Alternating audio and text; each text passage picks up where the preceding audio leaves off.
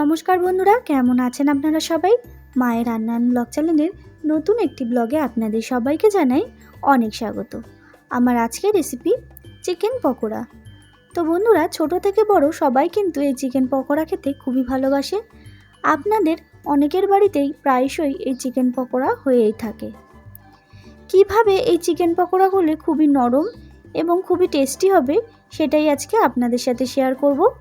তো বন্ধুরা, ভিডিওটি প্রথম থেকে শেষ পর্যন্ত দেখার অনুরোধ রইল। তো চলুন রেসিপিটি দেখে নেওয়া যাক। তার আগে আমার চ্যানেল এখনও সাবস্ক্রাইব করা না থাকলে অবশ্যই সাবস্ক্রাইব করে পাশে থাকা বেল আইকনটা ক্লিক করে রাখবেন। প্রথমেই চিকেন পকোড়া বানানোর জন্য আমি এখানে চিকেন নিয়ে নিয়েছি। এখানে আমি 700 গ্রাম চিকেন নিয়েছি। চিকেনটাকে ভালো করে ধুয়ে পরিষ্কার করে নিয়েছি।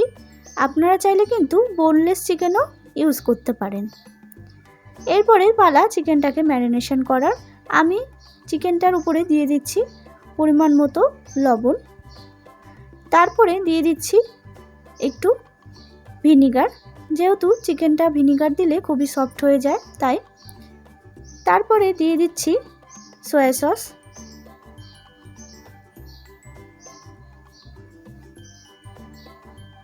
এরপরে দিচ্ছি আদা এবং রসুন পেস্ট।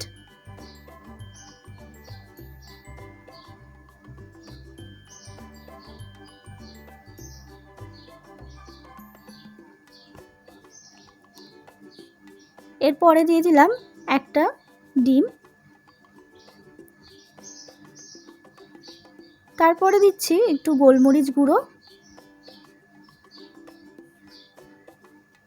দিয়ে দিচ্ছি কাশ্মীরি লঙ্কার গুঁড়ো যাতে পকোড়াগুলোর কালারটা খুব ভালো হয়। তারপর দিয়ে দিলাম সামান্য পরিমাণ চিনি, যেহেতু বাচ্চারা খাবে, আর চিনিটা দিলে নুন এবং ঝালের ব্যালেন্সটা একটু সমান থাকে। তারপর দিয়ে দিচ্ছি টমেটো সস, এরপর দিয়ে দিতে হবে কর্নফ্লাওয়ার।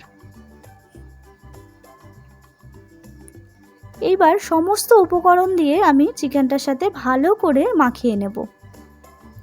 খুব ভালো করে মাখিয়ে নিতে হবে যাতে সমস্ত উপকরণ চিকেনের মধ্যে ভালো করে ঢুকে যায়। তো দেখুন বন্ধুরা, কত সুন্দর কিন্তু আমার চিকেনটা মাখানো হয়ে গেছে খুব ভালো করে, দেখতেই পাচ্ছেন। এইবার আমি এই চিকেনটাকে ঢেকে রেখে দেব আধা ঘন্টা কিংবা 1 ঘন্টার জন্য। তো দেখুন বন্ধুরা, আধা ঘন্টা কিংবা 1 ঘন্টা পরে ফিরে আসলাম। আমি এটাকে ফ্রিজে রেখে দিয়েছিলাম। এইবার সরাসরি গ্যাসে চলে যাচ্ছি। আমি গ্যাসের উপরে একটি কড়াই বসিয়ে দিয়েছি।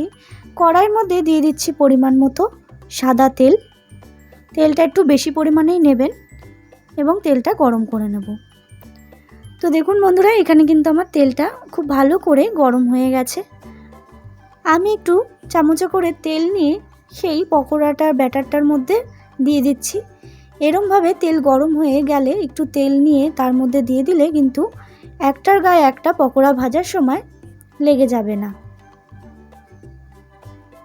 তো দেখুন বন্ধুরা, আমি একে একে এই চামচের সাহায্যে পকোড়াগুলো দিয়ে দিচ্ছি। চামচের সাহায্যে দিলে একদমই হাতের মধ্যে তেল ছিটে আসবে না। এরমভাবে একবার করে দেখবেন।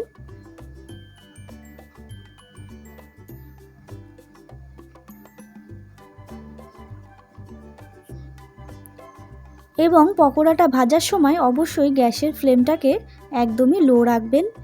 হাই রাখলে পকোড়াগুলো বেশি আগের থেকে পুড়ে যাবে এবং ভেতরে কাঁচাই থাকবে।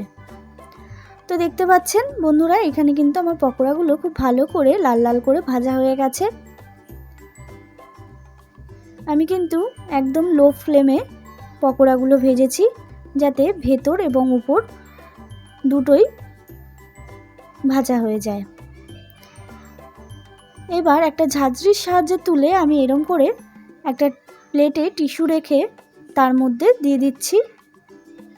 টিস্যুর মধ্যে দিলে পকোড়াগুলোর যত উপরে তেল আছে সেগুলো অ্যাবজর্ব করে নেবে।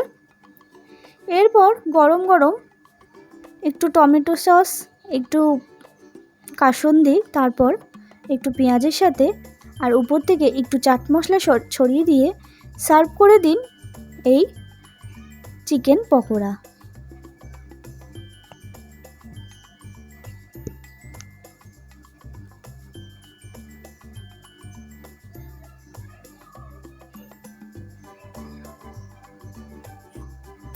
তো বন্ধুরা, আমি দেখিয়ে দিচ্ছি কতটা জুসি হয়েছে এটা আর কতটা নরম। তো বন্ধুরা, কেমন লাগলো ভিডিওটি অবশ্যই কমেন্ট করে জানাবেন, এবং ভালো লাগলে অবশ্যই একটি লাইক করবেন, শেয়ার করবেন, আর চ্যানেলটাকে সাবস্ক্রাইব করতে কিন্তু একদম ভুলবেন না। দেখা হবে নতুন একটি রেসিপির সাথে, নতুন একটি ব্লগে।